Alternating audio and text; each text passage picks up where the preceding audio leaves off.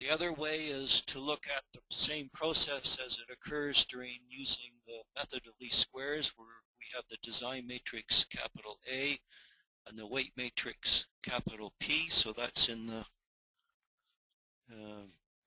part here that I'm just about to highlight. This process can be done before there's an adjustment.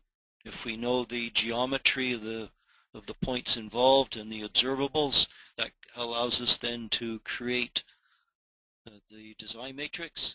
Once we have decided on the instrumentation, we can calculate variances, which allow us then to create the weight matrix. We do the propagation, assuming that the a priori variance factor here is equal to 1.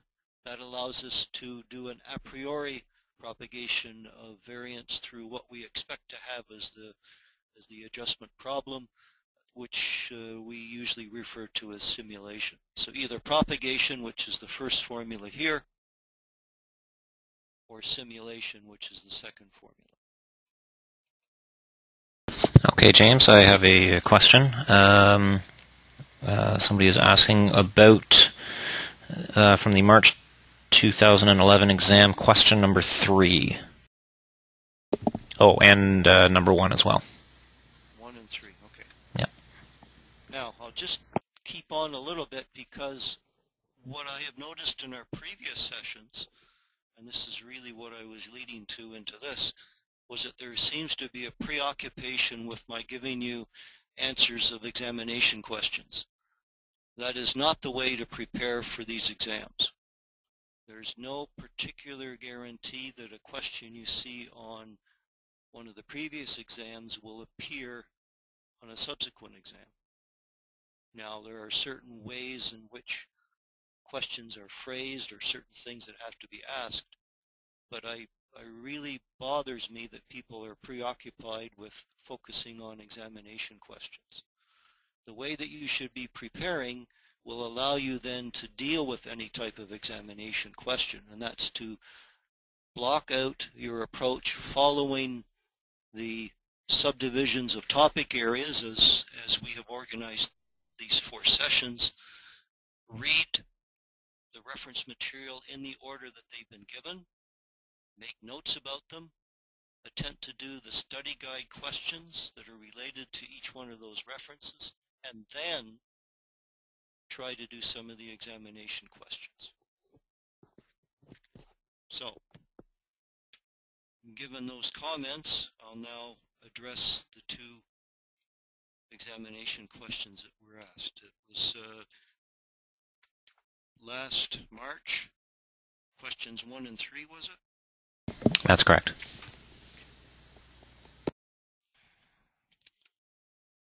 Question 1 we did go over to some extent during our session last time. Is there a particular aspect of this question that is a problem? James, can you simply review observational approach versus coordinate comparison methods for deformation surveys in general terms? Okay. If you read through the question, as I've displayed it here on the screen,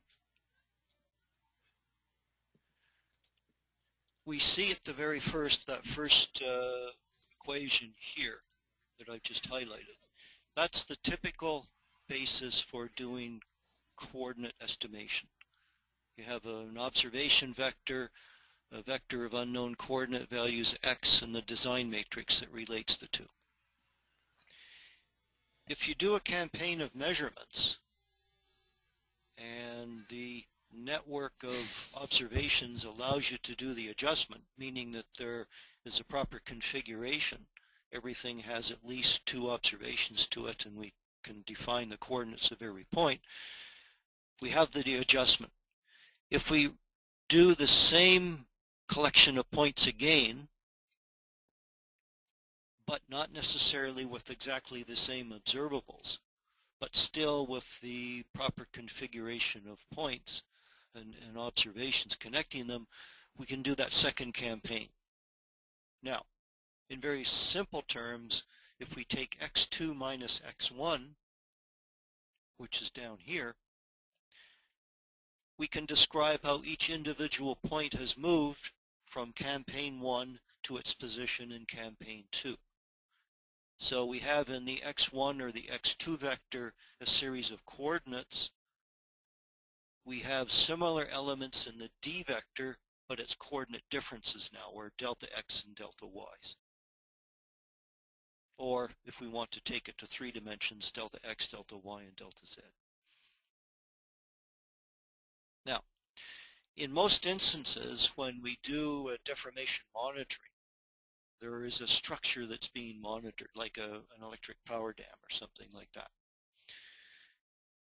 On that structure will be points that we expect to be moving, and they are referred to as object points.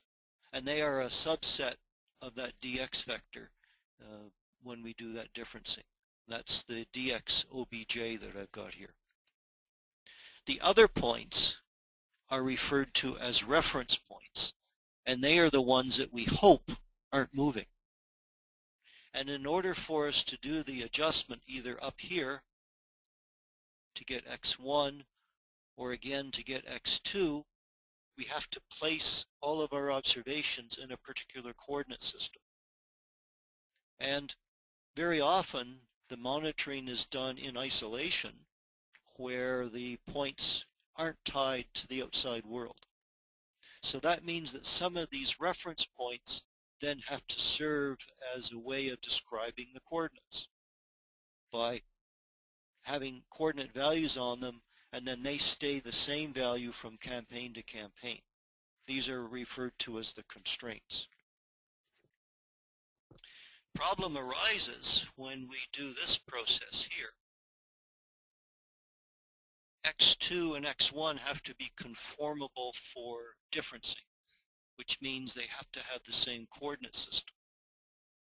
We assume that it's the same coordinate system because we've taken, say, the same points and fixed their coordinates in both campaigns. Problem is, what happens if those points have moved from one campaign to the next? Well, what happens is that their movement now contaminates the movement of all the other points. If we go back to the basic discussion about doing the estimation process up here, we can place a configuration in a coordinate system, and we usually do it with the minimum number of constraints, only enough to place the configuration into a coordinate system, because we don't want to distort the network by doing more than what we have to do that. So if we have a network of only triangulation, meaning only angular measurements, we have to deal with translation, rotation, and scale if it's two-dimensional. If it's two-dimensional and we've also measured distances, then we don't have to worry about scale, but we still have translation, meaning placing the configuration in the coordinate system, and orientation, meaning how is it placed with respect to the directions in the coordinate system, because fixing one point isn't quite enough. It can still rotate. So minimal constraints. If we have, say, for instance, a network where one point is fixed and the azimuth to a second point is called fixed, meaning that it has practically no variance to it, it doesn't contaminate the uncertainty in all the other points. But if either of those points is moving, then when we do the coordinate differencing down here, all of these displacement elements here are contaminated by that movement, because we've assumed that the points that were the fixed constraints haven't moved, but they really have. So this is a problem, and this is dealt with in the Problems and Solutions paper by Zhirnovsky and those few others, where we deal with the analysis of the reference network to find the stable points, or statistically to flag the unstable points, the points that have significant movement. So that's the coordinate differencing. There is an advantage because we can do the individual campaign adjustments, but we have a disadvantage in that we are relying on creating a coordinate system that's been maintained from campaign to campaign.